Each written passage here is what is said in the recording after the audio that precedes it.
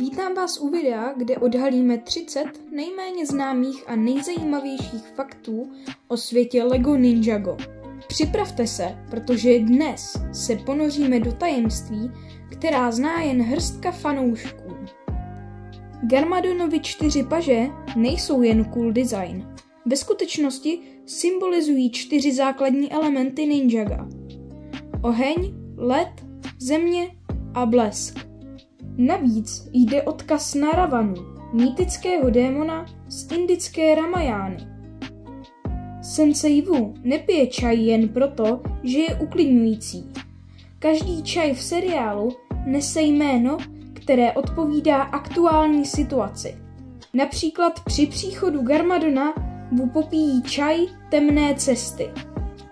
Zane občas mrkne pouze jednou stranou svých očí. Proč? Protože jeho pravé oko je ve skutečnosti senzor a mrkání jednou stranou je nenápadným odkazem na jeho nindroidí původ.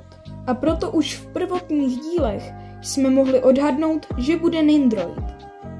Věděli jste, že existovala postava Misty? Mistryně mlhy? Byla navržena jako jedna z ninjí, ale nikdy se do seriálu nedostala. Její schopnosti byly příliš podobné Zanovi a Jayovi. Ninjitsu není jen bojová technika. Je založená na daoistické filozofii Yin a Yang. Porovnává rychlost, klid, chaos a rovnováhu.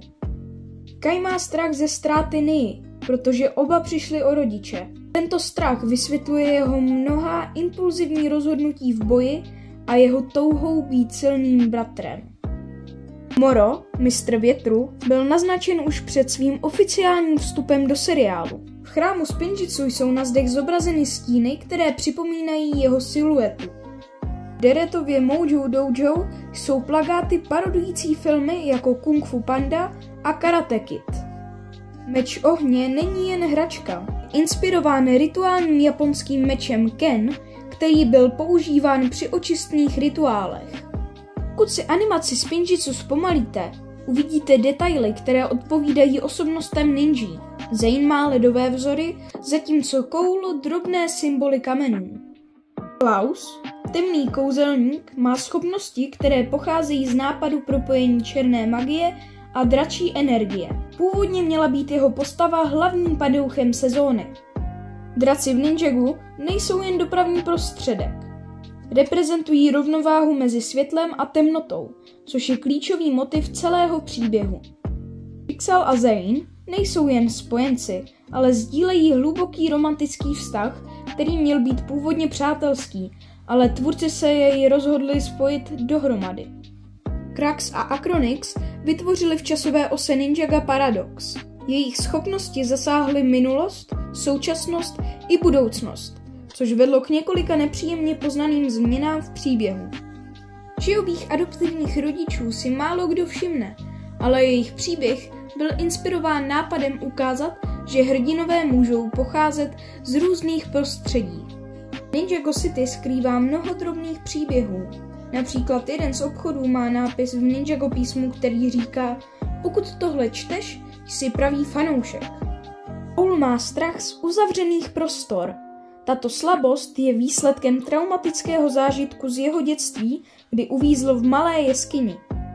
Animátoři Ninjaga občas do scén vkládají minifigurku sebe sama schovanou v davu. Oheň, který Kai ovládá, má oranžovo-zelený odstín, který se mění podle jeho emocí. Tato změna byla odhalena až v jednom z bonusových materiálů. Ve světě LEGO Ninjago existuje tajemná spojitost mezi postavami a reálným světem.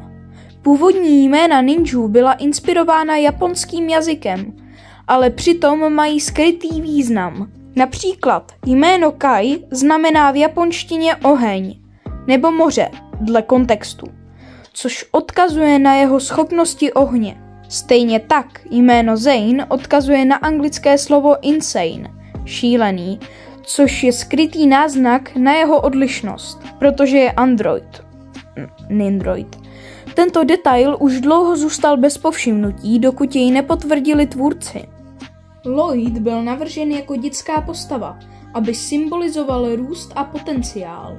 Jeho postupné stárnutí v seriálu odráží jeho vývoj od dítěte k vůdci. Křišťálový král byl inspirován myšlenkou, že skutečné zlo je vždy pod povrchem. Design odkazuje na diamantové struktury, které jsou tvrdé, ale zároveň křehké. Písmo používané v Ninjago světě je skutečně dešifrovatelné. Fanoušci vytvořili klíč, díky kterému můžete přiložit nápisy a odhalit další skrytá tajemství. První mistr spinjitzu vytvořil svět Ninjago z ničeho. Byl inspirován tvůrčím bohem z mnoha mýtů a legend. Barvy ninjí nejsou jen náhodné. Každá barva odpovídá nejen jejich elementu, ale i jejich osobnosti. Mladí kmeny byly inspirovány různými kulturami. Například kmen Anakondraj má prvky jihoamerických legend. Ninjovy blesky mají schopnost nejen ničit, ale také léčit. Tato vlastnost byla odhalena v jedné z komiksových adaptací. Existuje tajemný klan Temného draka, který byl zmíněn v jednom dílu. Jejich historie je stále záhadou. Technologie Nindroidů byla inspirována skutečnými výzkumy v oblasti umělé inteligence. Tvůrci konzultovali odborníky, aby Zane působil realisticky. V jedné epizodě lze na hvězdné obloze zahlédnout siluetu klasické LEGO vesmírné lodi. To je odkaz na starší LEGO série. A to bylo 30 skrytých zajímavostí o Ninjago. Kolik jste jich znali? Nezapomeňte dát like a odběr a napište do komentářů, jaký fakt vás překvapil nejvíce. Díky za sledování a uvidíme se příště.